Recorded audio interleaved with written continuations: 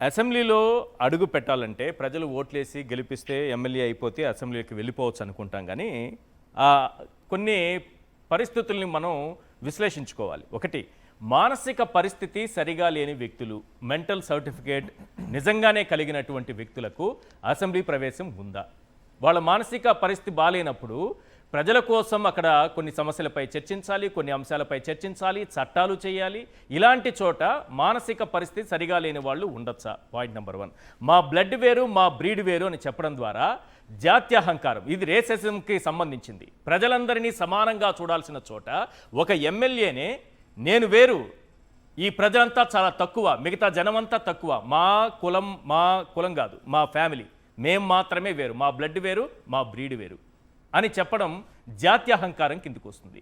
ఇలాంటి ఎమ్మెల్యేలు అసెంబ్లీలో ఉండొచ్చా? 3వ పాయింట్, మహిళ కనిపిస్తే, ఆడది కనిపిస్తే ముద్దైనా పెట్టాలి, డాష్ ఇంకేదో చేయాలనే వ్యక్తికి, అతని మానసిక పరిస్థితి సరిగా లేని వ్యక్తి మహిళా ఎమ్మెల్యేలు ఉన్న చోటుకు వెళితే ఏంటి పరిస్థితి? ఓట్లేసి గెలిపిస్తే ఎమ్మెల్యే అయిపోవడం కాదు సార్. ఈ 3 పాయింట్లు అవసరమా లేదా? ఈశ్వర్ గారు, ఇప్పుడు ఇంట్లో కాల్పులు జరిపి ఇద్దరిని తీవ్రంగా గాయపరిచి వాళ్ళు చావు బతుకుల మధ్యకి వెళ్ళిన తర్వాత కూడా కనీసం పోలీస్ స్టేషన్ మెట్లు ఎక్కకుండా బయటపడినప్పుడు బాలకృష్ణ గారు అనుకోని ఉండొచ్చు, మేబీ దాంట్లో అక్కడ ఫిక్స్ అయిపోయారు. మనం ఇంత నేరం చేసి కూడా కనీసం పోలీస్ స్టేషన్ మెట్టు కూడా ఎక్కలేదంటే మనం అతీతం, నిజంగానే మన బ్లడ్ వేరు, బ్లీడ్ వేరు, మనం వేరే అని అక్కడ నుండి ఫిక్స్ అయిపోయారేమో అని అనిపిస్తుంది. బాలకృష్ణ గారు ఇవే కాదు, ఇంకా చాలా కూడా అన్నారు. నేను ఎక్కడి ఎత్తులు లేవు, చూడండి లోతులు లేవు అన్నారు. పెద్ద బూత్ అది, దాన్ని డీకోడ్ చేస్తే అతి భయంకరమైన బూత్ వస్తుంది. బాలకృష్ణ గారి మాటలు నిన్న చూసిన తర్వాత ప్రజల్లో క్లారిటీ వచ్చింది. జగన్మోహన్ రెడ్డి గారి గురించి నిన్న బాలకృష్ణ గారు వాడిన పదాన్ని ఇదివరకు తెలుగుదేశం పార్టీ వాళ్ళు చాలా సార్లు వాడారు. కానీ బాలకృష్ణ గారి నోటి నుంచి ఆ పదం వచ్చిన తర్వాత ప్రజలు ఒక కంక్లూజన్కి వచ్చారు. ఓహో, ఈ తెలుగుదేశం పార్టీ వాళ్ళంతా వాళ్ళలో ఉన్న గుణాలు, సద్గుణాలు, దుర్గుణాలు, వాళ్ళ అలవాట్లు, వాళ్ళ హ్యాబిట్స్ అన్ని జగన్మోహన్ రెడ్డిలో ఉన్నాయి అని నమ్మించేందుకు ఇంతకాలం ప్రచారం చేశారేమో. అసలైన ఈ క్యారెక్టర్స్, ఈ ఫీచర్స్ అని వీళ్ళల్లో ఉన్నాయి అన్నది కంక్లూజన్ వచ్చింది. ఎందుకంటే ఇంకొకరంటే ఏరేది. కానీ బాలకృష్ణ గారు ఇంట్లో కాల్పులు జరిపారు. ఆ మరుసటి రోజు ఏమో ఒక గార్డ్ అక్కడ చనిపోయినట్టు కూడా ఉన్నారు, గూర్ఖా చనిపోయారు.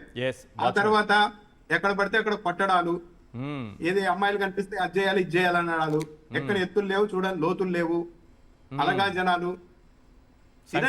మామూలుగా అసాధారణం అంటే ఎంత అసాధారణం అంటే అంత మెగాస్టార్ చిరంజీవిని లేపాక్షి ఉత్సవాలకు పిలుస్తారా అంటే నా పక్కన కూర్చోవాలంటే ఒక స్టేచర్ ఉండాలి అని చెప్పారు. అంటే మెగాస్టార్ గా ఉన్న చిరంజీవి గారికి కూడా ఆయన పక్కన కూర్చొనే స్టేచర్ లేదు అంటే ఇక సామాన్య ప్రజల్ని, మిగతా వాళ్ళని వాళ్ళు ఎలా చూస్తారు, మెంటాలిటీ ఉన్న వాళ్ళు ఎలా చూస్తారు అన్నది. ఇంకోటి ఏంటంటే ఈశ్వర్ గారు, చెప్పండి, పవన్ కళ్యాణ్ గారు ఇక్కడ చికిత్స చేసుకోండి అక్కడికి వెళ్ళారు, మంగళగిరిలో ఎయిమ్స్ ఉన్నప్పటికీ కూడా.